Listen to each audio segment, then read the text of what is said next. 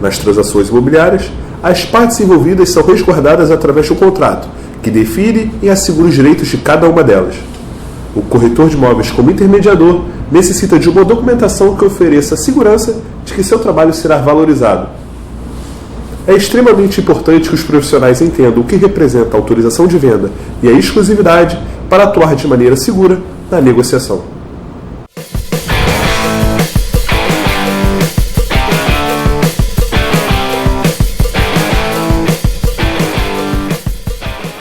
Para abordar o tema, recebemos no programa de hoje o advogado especialista em direito civil e imobiliário, Wilson Martins. Wilson, obrigado mais uma vez pela presença aqui na TV Cresce Rio. É sempre um prazer estar presente aqui no Cresce. Sempre que necessário, estarei aqui com enorme satisfação. Wilson, inicialmente no que consiste a autorização de venda e qual a sua importância para o proprietário e para o corretor de imóveis? A autorização de venda é um documento imprescindível, tanto para o corretor de imóveis, tanto para o proprietário, uma vez que esse instrumento é aquele pelo qual ficarão constantes os direitos e os deveres de cada uma das partes envolvidas na contratação de uma intermediação imobiliária. Está prevista alguma sanção para imobiliário ou corretor de imóveis que está intermediando o imóvel sem autorização de venda? É bem verdade que está previsto sim uma sanção para o profissional da área imobiliária que não presta o serviço com exclusividade. Mas, do que a gente tem percebido na prática, na militância, na vivência do mercado imobiliário, é que, infelizmente, não tem sido uma cultura largamente utilizada. Quisar que todas as empresas e quisar que todos os profissionais tivessem o contrato com exclusividade. Mas é uma cultura que não pegou em todas as praças. Por conta disso, a sensação que se tem é que a nível de ser punido o profissional, isso tem ficado em segundo plano. Fica valendo a recomendação de que sempre, na medida do possível, se busque a exclusividade. Mas no que se refere a partir daí, passar a ser punido o profissional pela falta da exclusividade, não é isso que a gente tem percebido como dentro dos conselhos. Wilson, quais as cláusulas imprescindíveis que devem constar na elaboração deste documento? No que se refere às cláusulas imprescindíveis, na verdade, é um contrato bilateral, consensual, comutativo, ou seja, tem obrigações para ambos os contratantes. Então, naturalmente, penso que a primeira precaução que deve se ter é para a exata qualificação das partes. Isso é imprescindível, uma vez que, por exemplo, se o imóvel está em nome de um casal de vendedores e, por exemplo, são casados pelo regime da comunhão universal de bens ou pelo regime da comunhão parcial de bens, necessariamente, se não existir consenso entre o casal, o imóvel não poderá ser vendido. Então, uma cláusula ou ainda um preâmbulo, algo que antecipa as cláusulas, deve-se tomar um cuidado inicial, é certificar que esse contrato seja assinado por ambos os contratantes, no caso, então, sendo o casal casado. Bom, ou vivendo em união estável também, com essa natural registro. No que se refere ainda à qualificação, procurar a empresa, ou melhor, o proprietário que pretender vender o imóvel, certificar se a empresa contratada está devidamente credenciada junto ao Conselho Regional da sua região. Ainda, na verdade, voltando às cláusulas, Caio, além da qualificação, obviamente, fazer constar a exata especificação do imóvel, o prazo pelo qual essa exclusividade está sendo concedida ou essa autorização de venda está sendo concedida, além de naturalmente referendar qual é o percentual de comissionamento que será pago, quando é que esse comissionamento será pago, se é no momento da intermediação iniciada ali no sinal em princípio de pagamento, ou no momento subsequente, quando então for lavrado o título aquisitivo. Então, essencialmente, tem que conter a qualificação exata das partes, a identificação exata do imóvel para que se verifique o princípio da especialidade instalada nas propriedades imobiliárias, a validade, a forma que será pago os honorários, qual percentual ficou ajustado. Eu usaria dizer que essas são as circunstâncias, digamos assim, imprescindíveis. Acresce a isso, mais um detalhe importante também, acho que é recomendável o corretor, ao pegar uma exclusividade para a venda do imóvel, fazer constar nesta autorização quais itens que compõem o imóvel, o que faz parte do preço.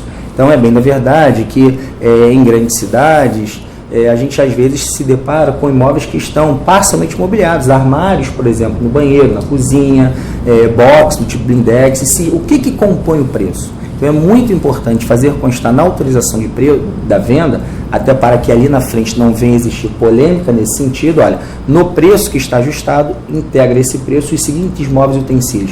Eu penso como algo extremamente recomendável também. O senhor acredita que a exclusividade precisa ser mais difundida e exigida pelos profissionais? Sem dúvida alguma.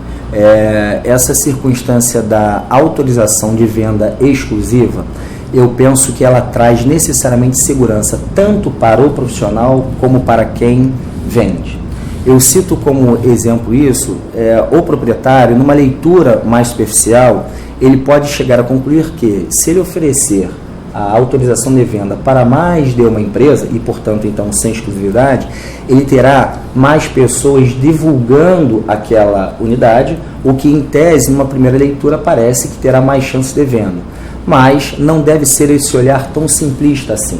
Penso que, assim como nós temos o médico de confiança, o advogado de confiança, deve-se ter o corretor de confiança.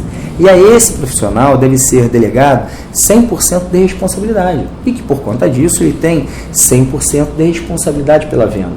Isso é muito importante porque quando o imóvel ele está sendo transacionado por mais de um corretor ou empresa imobiliária, às vezes nós nos deparamos que o mesmo imóvel está anunciado com preços diferentes.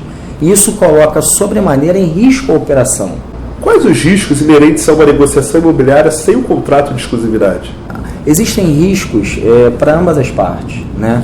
Como, por exemplo, o profissional da área imobiliária, o que vai garantir o documento, a prova cabal, que vai acabar por garantir o recebimento de seus honorários, e que se eventualmente os honorários não forem pagos pelo proprietário, caberá, ao meu sentir, uma ação de cobrança em face dos honorários, ou quiser uma ação monitória para cobrar esses honorários, e a prova cabal para que então obtenha-se ganho de causa numa ação dessa espécie é justamente a prova documental que será a autorização de venda. Então, para o profissional da área imobiliária, obter a autorização de venda faz com que ele esteja assegurando a certeza do recebimento dos seus honorários. Vendo agora o lado do proprietário do imóvel, o artigo 723 do Código Civil, na mesma linha que ofereceu ao profissional da área imobiliária segurança jurídica para desenvolver as suas atribuições, também ofereceu à parte contratante segurança no que se refere como é que essa intermediação ela é oferecida, como ela é prestada. E o artigo 723, parágrafo único do Código Civil, estabelece que o profissional deve prestar a intermediação com diligência e prudência que o negócio requer, respondendo por perdas e danos se eventualmente vir a operação vier a ser conduzida de forma pouco diligente. Então, a autorização de venda, ela serve também para que o proprietário tenha um documento da mesma forma cabal, para que, se a intermediação não for prestada à luz da boa-fé objetiva, da diligência, prudência, responsabilidade social, que a intermediação imobiliária pressupõe, ele terá um documento na mesma linha hábil para poder imputar responsabilidade e cobrar danos morais, danos materiais, tudo que se refere na esfera da responsabilidade civil em face da empresa que não presta um serviço a contento. Um outro aspecto extremamente interessante vem na linha do seguinte: se você tem 100% de oportunidade, você naturalmente, inconscientemente, você tenderá a se dedicar 100% pelo negócio. Então, além de segurança jurídica para os contratantes, a autorização de venda exclusiva, ao meu sentir, causa um efeito subjetivo, empírico, que por vezes a gente não consegue enxergar, mas que verdadeiramente acaba, ao meu sentir, colaborando com uma dedicação um pouco mais, não que não devesse ter, não que se tivesse pouca dedicação quando não se tem exclusividade, mas eu não tenho dúvida nenhuma que, a bem da verdade, a exclusividade acabará motivando, impulsionar o corretor para que ele tenha uma dedicação a mais para aquele que verdadeiramente lhe prestigiou. Podemos dizer que a autorização de venda com exclusividade é importante não apenas para o proprietário do imóvel e para o corretor, mas também para aquele que está adquirindo a unidade? Sem dúvida alguma. Na verdade, quando o Código Civil faz referência à responsabilidade que o corretor tem pela intermediação do negócio, na verdade, existem 3 partes, pelo menos, envolvidas numa intermediação. O outorgante, sinônimo de vendedor, o outorgado, sinônimo de comprador, e a empresa interveniente ou profissional. Então, na mesma o corretor, ele precisa se comportar como fiel na balança. Desculpa o termo pouco jurídico ou pouco acadêmico, mas é objetivamente o que penso. Então, nós estamos ali para intermediar, procurando dar o prumo da legalidade ao negócio. Objetivamente, ao meu sentir, sem beneficiar ao comprador ou ao vendedor, e sim servindo como um gestor, como intermediário no negócio. À medida que nós venhamos a nos comportar dessa maneira, e a autorização de venda, além de garantir o proprietário pelo que até então nós já conversamos, garantirá também o adquirente no aspecto de que, se o corretor não prestar a mediação do negócio com a segurança que o negócio requer, o adquirente poderá eventualmente vir a culpabilizar o proprietário. E eu te cito um exemplo, Caio. Existem alguns formatos de construção: obra por incorporação, obra por empreitada e a chamada obra por administração ou a preço de custo, que está regulamentada pela Lei 4.591 de 1964. Nessa lei, ao estabelecer a obra por administração, o adquirente de uma unidade, uma obra por administração, ele precisa ser orientado que, não obstante ele ter a informação do preço que ele está adentrando no negócio, como é uma obra por administração, o preço não é fechado. A obra de administração pressupõe que custe o que custar. Então, eu vou lhe dar um exemplo. Se ao longo da construção, e uma construção de um edifício, vou lhe dar uma idade média de 2 a 3 anos para que esse imóvel venha a ser construído, inúmeros acontecimentos podem vir, como, por exemplo, a construção civil teve muito aquecida nos últimos anos aqui no Brasil. E, com isso, o valor do profissional que atua na área da construção civil, ele esteve em alta. Uma vez ele estando em alta, os insumos, não só os custos do profissional, como os insumos mesmo de material. O índice da construção civil subiu relativamente bastante nos últimos anos. Então, essa obra que foi orçada a um determinado valor, no curso da obra, aquela planilha que fora elaborada no início do negócio, ela já não reflete mais o custeio da operação. Por conta disso, nesse regime de obra por administração, aquela planilha de custo será repaginada. E à medida que ela é repaginada, o valor do imóvel irá aumentar. Então, o adquirente que entra ao negócio em uma aquisição, em cima de um regime, de um padrão construtivo de obra por administração, ele precisa ser orientado pelo corretor de imóveis que aquele preço, ele é um preço realista para o momento de hoje. E que, se daqui a 2 anos os insumos da construção civil modificarem, a prestação que ele havia eventualmente se comprometido a pagar, pode ser que aumente. Então, eu estou citando isso meramente como um exemplo para raciocinar que o adquirente também será garantido à medida que existe uma exclusividade, porque ele poderá repassar àquele profissional a responsabilidade pela intermediação sem a devida prudência que o negócio requer. Para finalizar, deixa claro para o corretor de imóveis que está nos assistindo nesse momento. Colega corretor, eu penso que o tema é extremamente relevante. Deixo aqui um alerta no sentido de algo que a gente tem que se deparar com inúmeras demandas no judiciário a respeito de ser devido ou não a comissão do corretor para o caso do desfazimento do negócio. Então, existe a autorização de venda com exclusividade ou não, mas precisa o corretor ter em mente que a comissão, pelo menos é assim que a jurisprudência mais moderna vem se comportando, no sentido de que a comissão só é devida no caso da obtenção do resultado útil da operação. Onde é que estou querendo chegar? Se por alguma motivação houver a desistência de uma das partes, e note bem, desistência é diferente de arrependimento.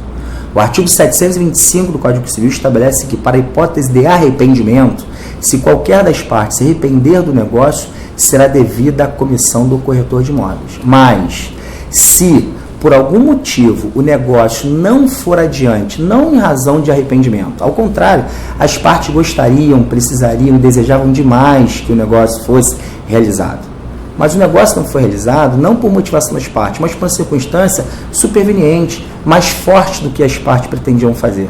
Cito um exemplo. A Caixa Econômica Federal, no último ano ou no último ano e meio, modificou as regras de financiamento habitacional. Então, houve um momento que a Caixa chegou a financiar 80%, 90%. Houve um outro momento que a Caixa regrediu esse financiamento para 40%, 50%. E isso, o jogo de várias operações já estava sendo jogado. Ora, se eventualmente houve uma redução do valor que a pessoa tinha chance de obter como financiamento, ela não vai conseguir fazer frente à compra da aquisição porque simplesmente ela não consegue mais obter o financiamento que ela precisa. Seria razoável ela perder o sinal em princípio de pagamento? Seria razoável o corretor receber a comissão se o negócio foi desfeito por conta de uma circunstância superveniente? Então, colega corretor, vale a reflexão. Eu penso que a gente deve trabalhar sim com a exclusividade, devemos lutar muito por ela, mas fica aqui a recomendação para que a gente não cometa aventuras jurídicas, em alguns casos, até certo ponto, injustiças. A jurisprudência que tem predominado no momento é que a comissão do corretor é devida para a hipótese de arrependimento se o negócio não se concluir. Se eventualmente o negócio não se concluir por uma circunstância superveniente, fico alerta que o judiciário nosso tem interpretado que nesse caso não seria devida a comissão de corretagem. No mais, obrigado pela oportunidade, estarei sempre ao inteiro dispor. Wilson Martins, obrigado pela presença e pelo conteúdo passado aos profissionais deste programa. Olha, eu volto a frisar, na verdade é uma enorme satisfação estar aqui no CRES. O profissional da área imobiliária, ele precisa de uma qualificação bastante específica e, na medida do possível, nós estamos aqui para colaborar. Obrigado. Corretor de imóveis, se inscreva no nosso canal para acompanhar todos os vídeos da TV Cresce Rio. Sua audiência é fundamental. Um grande abraço e até a próxima.